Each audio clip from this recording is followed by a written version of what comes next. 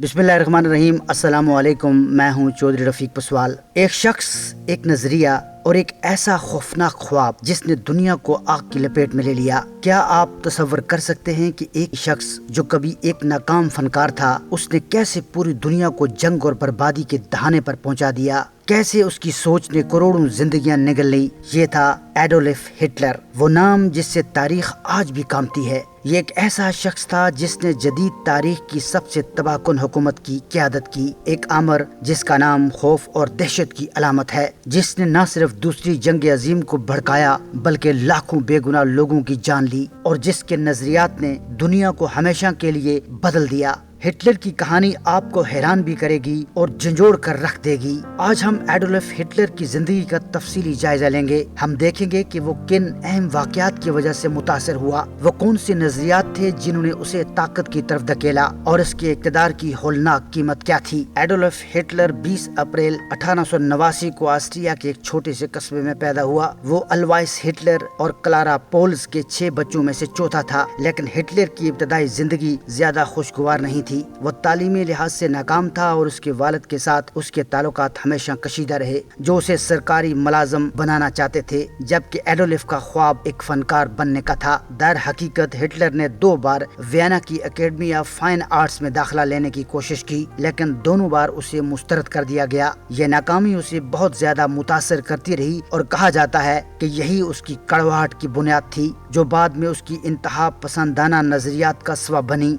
जब 1914 में पहली जंग अजीम का आगाज हुआ, हिटलर ने जर्मन फौज में रज़ाकाराना तौर पर शमूलियत इख्तियार की। उसने मगरबी महाज पर एक सिपाही की हैसियत से खिदमत अंजाम दी और ये जंग उसकी जिंदगी पर गहरा असर डालती गई। जर्मनी की शिकस्त और वर्सील्स के माहदे की सख्त शराइत ने उसे गुस्से और जिल्लत से भर दिया। इसी दौरान हिटलर सियासत में शामिल हुआ। 1919 में उसने एक छोटे सियासी ग्रुप जर्मन वर्कर्स पार्टी में शमूलियत इख्तियार की। हिटलर की तकरीरी सलाहियतें गैर मामूली थीं। उसने जंग के बाद के जर्मनी में माशी बदहाली, बेरोजगारी और सियासी अदम इस्तेकाम का भरपूर फायदा उठाया। वो इंतहा पसंद कौम परस्ती, यहूदियों से पाक और एक नस्ली तौर पर खालिस आर्याई रियासत के नजरियात को फरोग देता रहा, जिसकी वजह से उसके मानने वाले बढ़ते गए। 1923 में हिटलर ने हुकूमत का तख्ता उलटने की कोशिश की, लेकिन ये बगावत नाकाम हो गई और हिटलर को जेल भेज दिया गया। लेकिन इसकी मकबूलियत में कोई कमी वाक़ई न हुई। जेल में रहते हुए उसने अपनी बदनामी ज़माना किताब मेरी जुदोजोद, जिसमें उसने अपने नजरियात और जर्मनी के मुस्तकबिल के लिए अपने मंसूबे पेश किए। 1933 तक नाजी पार्टी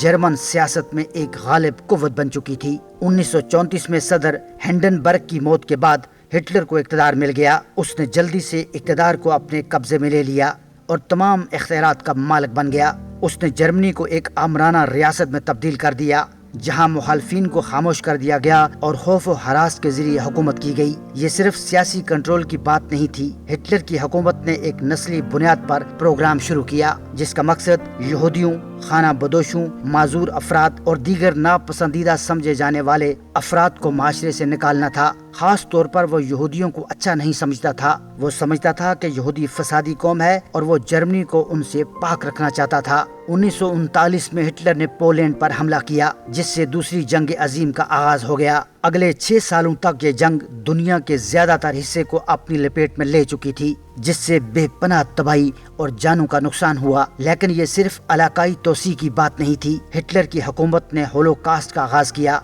एक मुनज़्ज़म नस्ल कुशी, जिसके नतीजे में 6 मिलियन यहूदियों के साथ साथ लाखों दीगर अफराद को हरासी कैंपों में मारा गया। ये हिटलर का खौफ नया आलमी निज़ाम था, नफरत, तशद्दुद और नस्ली सफाई पर मबनी। इसके गरूर और खुद फरेबी ने लाखों लोगों की जान ले ली। 1945 तक हिटलर की सुल्तनत बिखर रही थी। इत्तेहादी अफवाज जर्मनी के करीब पहुंच रही थी और हिटलर को वाज़े तौर पर शिकस्त नजर आ रही थी। गिरफ्तारी के खौफ से हिटलर ने 30 अप्रैल 1945 को बर्लिन में अपनी महबूबा एवा ब्राउन के साथ खुदकुशी कर ली। इसकी मौत ने नाजी हुकूमत को खत्म कर दिया और चंद दिन बाद जर्मनी ने हार मान ली। इसकी मौत के साथ नाजी हुकूमत का खात्मा हुआ, लेकिन इसकी हुकूमत की तबाहकारियों, दूसरी जंग अजीम, ہولوکاسٹ اور اس کی پھیلائی گئی بربادی کے زخم آج بھی دنیا میں موجود ہیں۔ ہٹلر کی زندگی اور حکمرانی نے تاریخ پر گہرے اثرات مرتب کیے۔ اس کے اقدامات نے جنگ، تباہی اور انسانیت کے خلاف جرائم کا آغاز کیا۔ ہولوکاسٹ اور دوسری جنگ عظیم کے واقعات آج بھی عالمی یادداشت کا حصہ ہیں، جو نفرت، تعصب اور جنگ کی مہلک نتائج کی یاد دلاتے ہیں۔